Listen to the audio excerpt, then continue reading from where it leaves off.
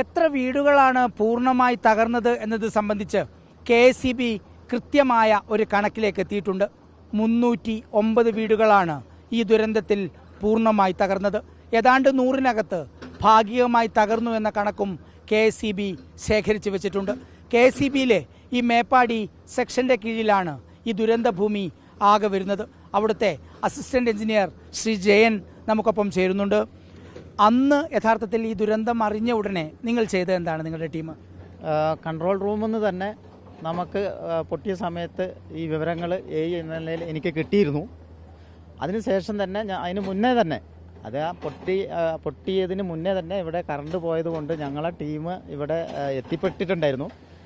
ആയതിനു ശേഷം ഞാൻ ഈ ലൊക്കേഷനിൽ 4:30 കൂടി ഇവിടെ എത്തി രക്ഷാപ്രവർത്തനത്തിൽ ഫസ്റ്റ് ഞങ്ങൾ ഈ ലൈറ്റ് ഓഫ് ചെയ്തിരുന്നു.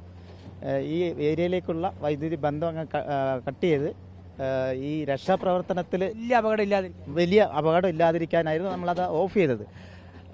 അതിനുശേഷം ഇവിടുത്തെ രക്ഷാപ്രവർത്തനത്തിൽ പങ്കെടുക്കുക ചെയ്തത്.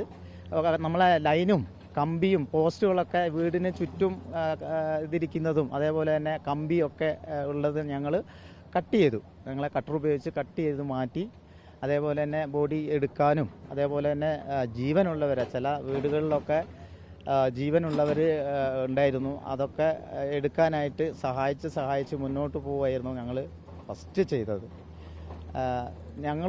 ഞങ്ങൾക്ക് ഇപ്പോൾ സത്യം പറഞ്ഞാൽ ഓരോ ദിവസമെന്നോണം ഞങ്ങൾ ഓഫീസിൽ നിന്നുള്ള ആൾക്കാരാണ് ഇവിടുത്തെ ജനങ്ങളുമായിട്ട് ബന്ധപ്പെടുകയും അവരുടെ പരാതികളും കറണ്ട് സപ്ലൈ ഇല്ലാത്തത് പരിഹരിക്കാനൊക്കെ ആയിട്ട് വന്ന് ഇവരുമായിട്ട് കാണുന്നത്. പക്ഷേ ഇപ്പോൾ നോക്കുമ്പോൾ ഈ ഏരിയയിലൊന്നും വീടുകൾ ഒന്നും ഇല്ലാതെ വരുമ്പോൾ ഞങ്ങൾക്കതൊന്നും ഉൾക്കൊള്ളാൻ പറ്റാത്ത ഒരു കാര്യമായിരുന്നു.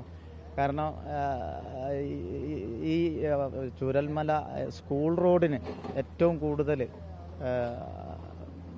വീടുകളുണ്ടായിരുന്നത്. അവിടുത്തെ കാര്യം വെച്ച് നോക്കുമ്പോൾ തന്നെ ഞങ്ങളവിടെ ഒരു ട്രാൻസ്ഫോമർ ഒരു വർഷം മുന്നേ ഒരു ട്രാൻസ്ഫോമർ സ്ഥാപിച്ചതാണ്.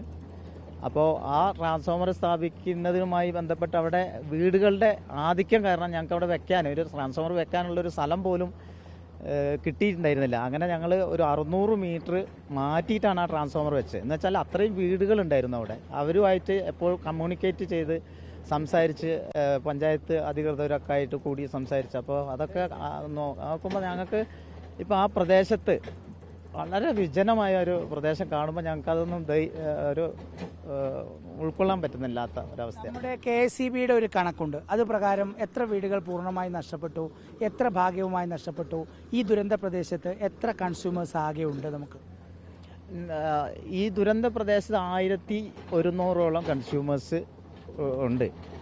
അതിൽ ഞങ്ങളുടെ മീറ്റർ റീഡർമാർ ഉപയോഗിച്ചുകൊണ്ട് അവരെ വാക്കിംഗ് ഓർഡർ പ്രകാരം ഞങ്ങൾ ഓരോ ലൊക്കേഷനിൽ പോയി എത്തി ഒരു തകർന്ന വീടുകളുടെ കണക്ക് എടുത്ത സമയത്ത് ഒരു 309 വീടുകളാണ് തകർന്നതായിട്ട് പൂർണ്ണമായും തകർന്നതായിട്ട് നമുക്ക് മനസ്സിലാക്കിയത്. പാർഷ്യലി ഭാഗികമായി ഏകദേശം 100ഓളം വീടുകളും തകർന്നിട്ടുണ്ട്. പിന്നെ അതിലുപരി ഈ ഇവിടെയുള്ള കടകളും അതേപോലെ മറ്റുള്ള സ്ഥാപനങ്ങളും അതും ഒരു 100ഓളം തകർന്നു പോയിട്ടുണ്ട്, പൂർണ്ണമായും തകർന്നിട്ടുണ്ട്. അതാണ് ഇപ്പോൾ ഉള്ള ഒരു ഞങ്ങളെ കയ്യിലുള്ള ഞങ്ങൾ നേരിട്ട് പോയി പരിശോധിച്ച കണക്ക് പ്രകാരമുള്ളത്. അന്ന് രാവിലെ മുതൽ നിങ്ങൾ വലിയ അധ്വാനം ചെയ്തിട്ടാണ് ഇതൊക്കെ ഒന്ന് റെഡിയാക്കിയത്. ഇപ്പോൾ ഏതൊക്കെ രീതിയിൽ നമുക്ക് കണക്ഷൻ കൊടുക്കാൻ പറ്റി? ദുരന്ത നിവാരണ സമിതി പറഞ്ഞതനുസരിച്ചൊക്കെ നമുക്ക് ചെയ്യാൻ പറ്റുമോ പൂർണ്ണമായിട്ട്? ആ ദിവസം തന്നെ നമുക്ക് ഈ ഉരുൾപൊട്ടൽ ഉള്ള ദിവസം തന്നെ ഞങ്ങൾ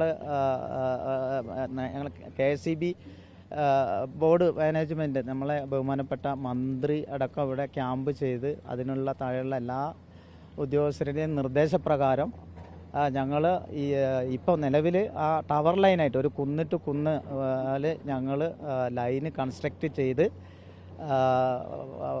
ബോർഡ് നിർദ്ദേശിച്ച പ്രകാരം ബോർഡും ഇവിടുത്തെ ജില്ലാ ഭരണകൂടം പറയുന്ന സ്ഥലങ്ങളിൽ സപ്ലൈ എത്തിക്കണമെന്ന് പറഞ്ഞതിൻ്റെ അടിസ്ഥാനത്തിൽ ഈ ഭാഗങ്ങളിലേക്കൊക്കെ ഞങ്ങൾ സപ്ലൈ എത്തിച്ചു. അതേപോലെ ഈ ഭാഗങ്ങളിലേക്കുള്ള സ്ട്രീറ്റ് ലൈറ്റുകൾ അന്ന് വൈകുന്നേരത്തോടു കൂടി തന്നെ കത്തിക്കാൻ ആയി. പിന്നെ വെളിച്ചം ആവശ്യമുള്ള സ്ഥലങ്ങളിലേക്കൊക്കെ ദുരന്ത നിവാരണ അതോറിറ്റി പറയുന്നതനുസരിച്ച് ഞങ്ങൾ സപ്ലൈ എത്തിക്കൊണ്ടിരിക്കുകയാണ്. ഞങ്ങളൊരു 10 ടീമല്ല 10 ആളുകൾ ഇവിടെ സ്ഥിരമായി വർക്ക് ചെയ്തുകൊണ്ട് ഇന്നും ഇരിക്കുകയാണ്. നിർദ്ദേശം അനുസരിച്ച് ഞങ്ങൾ ലൈറ്റുകൾ എത്തിച്ചുകൊണ്ടിരിക്കുകയാണ്.